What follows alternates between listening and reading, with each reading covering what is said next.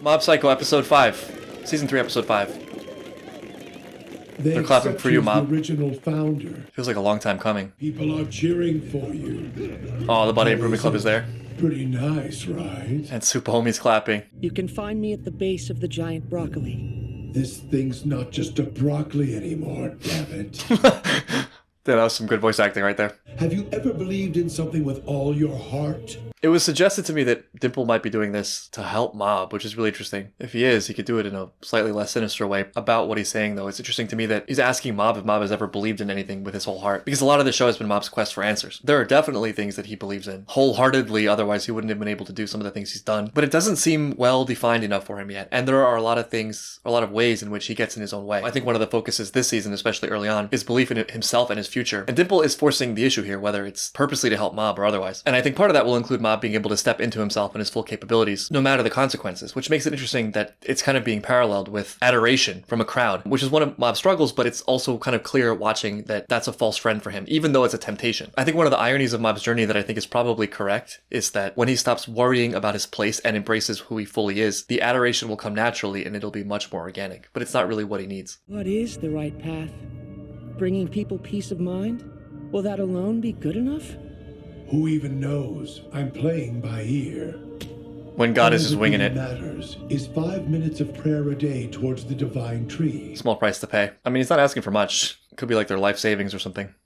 Oh, but this fellow here was an exception. He was the first to catch on to what I was doing and tried to put a stop to it. Always trying to be the protagonist. So when Master Reagan said that to me, it really came from you, Dimple.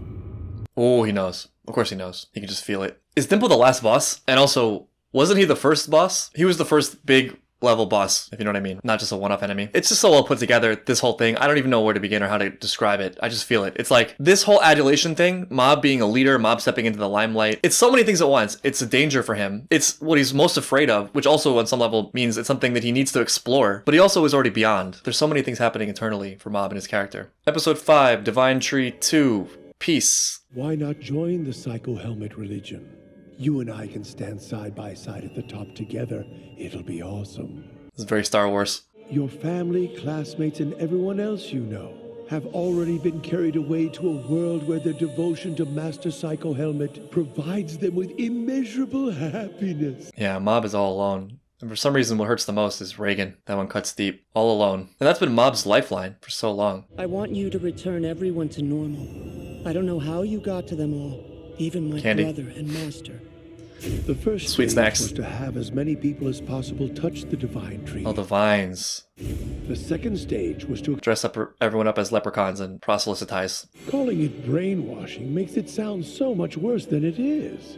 It's not like I changed anyone's personalities or their hobbies or interests. All I bizarre. want to do is It's give so you bizarre. the chance to join in on the fun everyone else is having. What exactly is your problem? He makes a good pitch. That was such a great villain speech because it's almost compelling. I like that he asked, what does brainwashing even mean exactly? If people are completely unchanged other than the fact that they worship the broccoli tree for 5 minutes a day, then it's not that different from real world equivalents where actual ideas are able to get a grip on people in order to give them something like identity and purpose and therefore a break from the chaos of feeling lost, something to attach to and therefore feel good about that gives them peace of mind. But I think people will always make that case that this excuse for subjugation, that it's in people's best interests to believe in this common cause. But of course it begs the question, who is determining what the right cause is? And also just very logistically speaking, it creates a singular point of failure. If you only have one dominant ideology that is gripping a whole group of people, in a way it halts evolution of thought, it creates a ton of blind spots, creates zealotry that might make otherwise horrific acts seem palatable in the name of the goal. But there's something else that's more important to me that I don't know exactly how to put into words, that's maybe more spiritual, which is that each person coming into their own, on their own terms, based on who they are, in different ways in the aggregate, despite the struggle that is, despite the pain that it might bring, is the ultimate expression of human life. It's like the book Brave New World, where everyone is kind of doped up on soma. Everyone feels great all the time, but that's kind of the end. You know, there's nothing beyond that. I think there's something also here where happiness is not really the ultimate goal. I think the ultimate goal is something like getting as close as possible to the divine. And what I mean by divine is not something religious, but humans being the greatest humans they can be in the objective context of what the universe is. And it's not this kind of like false doping where you're almost kind of in a simulation. And I think people intuitively know that. I think that if I gave someone the choice between constantly feeling at peace, let's say, or even happy, but you give up your ability to think critically. You're not capable of understanding the full depths of truth, and you can't really move your life in one way or the other. You're just kind of at this static, content place. I think a lot of people wouldn't choose to go under that kind of mind control in this case. There's something really important and defining about the struggle itself, the journey itself, and free will is a necessary component in that. But I'm very interested to see what Mob has to say. It's probably going to be a lot simpler than that, but also probably more profound. Explain to me what I'm doing wrong. Yeah, what's your problem, Mob? Shut up, that's my problem. Making them do whatever you want without giving them a choice. Yeah, choice is key But there. this world is like that, right? Most people just obliviously fall in line without incident. That's what I've been saying. But still, give him the I'm chance. sure you'll be using your power to take away my choice. The difference is that Mob wouldn't take away Dimple's choice to live his own life, except where it extends to hurting other people. Mob would never impose on Dimple's personal freedoms, as long as they don't cross into the line of imposing on other people's personal freedoms. Dimple, you don't understand how much I'm holding back. I believe you, Mob. I believe you. If you put your hands on him, you won't just be ending things with Dimple. It'll be the end of our friendship as well. That's just Dimple talking. Don't listen. Then I'm going to stop you. And if you manage to defeat me, then you'll have to deal with your little brother and Reagan. He can do it non-lethally, though, right? That would definitely change the stakes. Like I said, no matter what, everyone's... Yeah, it's enough talking. Time to come out now, Dimple. I want to talk to you directly. It's so fun that he explodes into broccoli chunks. You've got to go through me! Oh, I don't want to watch them fight. I mean, it's fun, but... Once again, protagonist has the difficult burden of, like, doing this ethically, fighting ethically, non-lethally. Something important has come into my life. I won't stop fighting you until you give up and leave this place! Jeez, it's like my relatives on Facebook in political debates.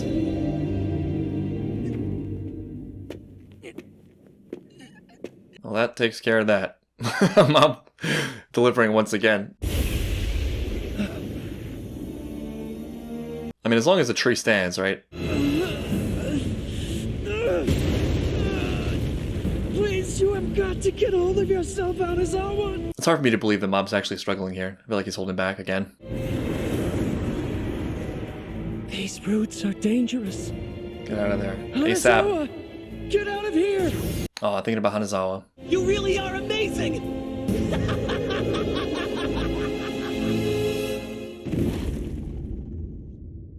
Oh, come on. You've opened a hole in the divine tree. It'll close right back up, of course. You gotta take this tree out. Reagan was right. Pre-brainwashed Reagan.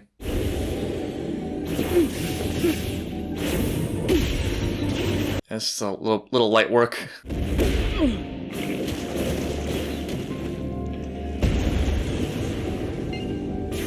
Getting there. Getting there ever so slowly. It's because you're afraid of me? Dimple looking like Broccoli Cell right now. This is a Cell reference, right? From DBZ. What a waste of broccoli. Don't make me feel this way. Don't you get it? Dimple? Come out, please. Or else I...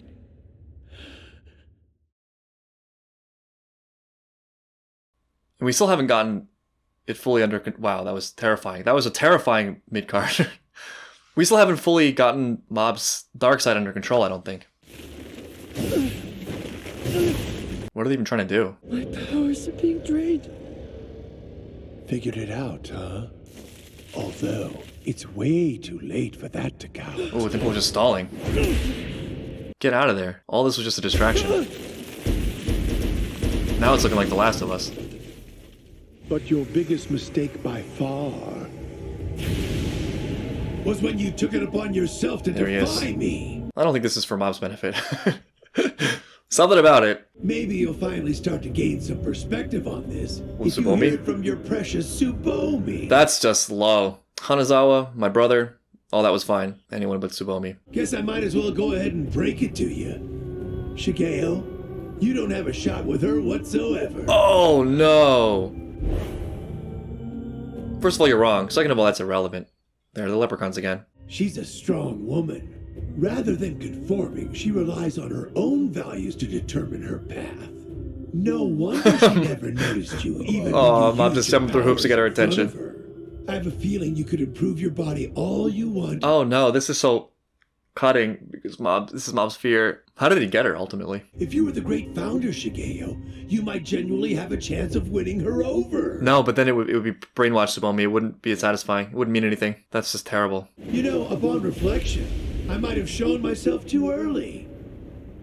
Who cares? It's not like I'm in any serious danger of losing to you. I think it's time for an exorcism. Hold on. Whoa, wait a minute now. Giving him the Hulk Loki treatment. Crazy we're having like a final battle in episode 5. Stands the newly magnificently reborn Great God Dimple! We've unlocked Shiny Dimple. Transformations have not worked out for villains in the past. Godly Dash!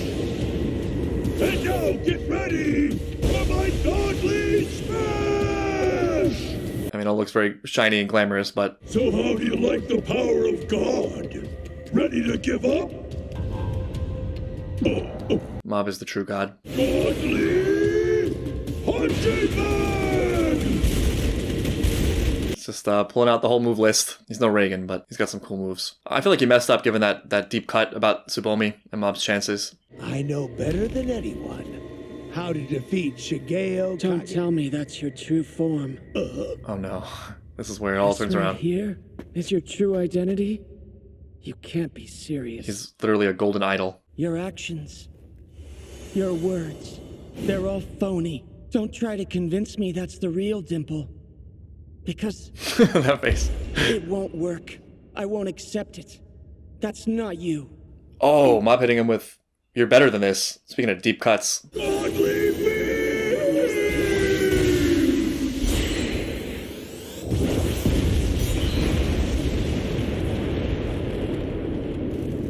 Yeah, I feel like Mob just has 100 special defense. These psychic attacks aren't cutting it. You're kidding me. That bastard. Even now, he still has this much power at his disposal? Yeah, you weren't paying attention. I could have actually died.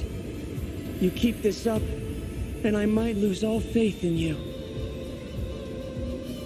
Oh, he's so sweet. He's such a sweet kid. Speaking of mental attacks, The only thing I ever had in mind was to take advantage of you. That makes me sad. I'm disappointed in you.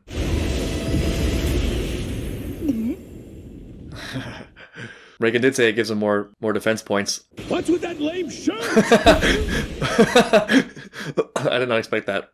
The ultimate attack, monkey shirt. Oh my god, that was amazing. That was simultaneously touching, action-packed, and hilarious. In other words, it was a Mob Psycho episode. Surprised we're going here this quickly, though. I thought this was going to be like the whole season, but we just did a whole huge arc in what looks like 6 episodes. I think it'll get resolved next time. One of the things I like about Mob's process is that he has the struggle of being really open-minded. I mean, it's such a gift, but I think it's difficult when you're really, really obsessed with finding the truth. Because, like we're seeing playing out in this arc, there's like this natural gravity towards belief. You want a belief structure because you want to believe your search has ended. You want to believe you know what's going on, you have what you need, because that helps you function, and it's a lot more comfortable than the chaos of holding out, like maybe I don't know, maybe I could do better, maybe my development isn't finished yet. The acknowledgement of that means also the acknowledgement that you're going to have to struggle some more. There's almost always going to be suffering involved with growth, or at the very least just energy exertion, massive energy exertion. And I think that's the source of a lot of Mob's anxiety. We can see that he already has at his core something that is invaluable. So what will probably make Mob become ultimate Mob is not him finding the answers, but whittling away the things that are not his true essence. And that seems to me to be a large part of Mob's process. He has this instinct, this natural desire to understand the world. He doesn't shy away from challenge. He throws himself into things, and he learns very, very quickly, not even so much who he is, but who he isn't. And that ends up being exactly what he needs. He ends up whittling away, piece by piece, things that feel wrong to him. And so in these episodes, we've explored a lot of things like fame, attention, getting what you want through manipulation. Because Tsubomi, that's his whole thing. That's what started this whole journey, is trying to become a better man to impress Tsubomi.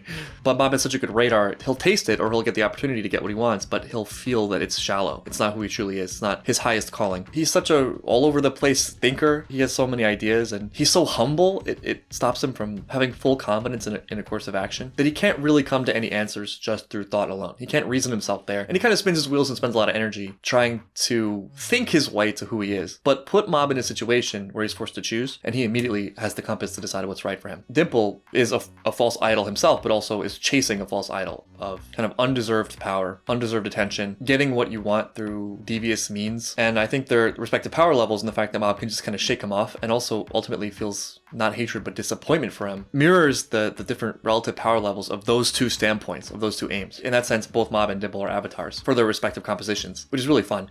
I think I don't know if this is what they were doing intentionally, but I think Dimple's biggest mistake was going down that Tsubomi route, because that was kind of the thing for Mob that he's the most hung up on in kind of a non-developed way. But by poking open that wound, there's no other non-essential thing for Mob to cling to in that moment, because he's just been mentally destroyed. So all that's left at that point is just will.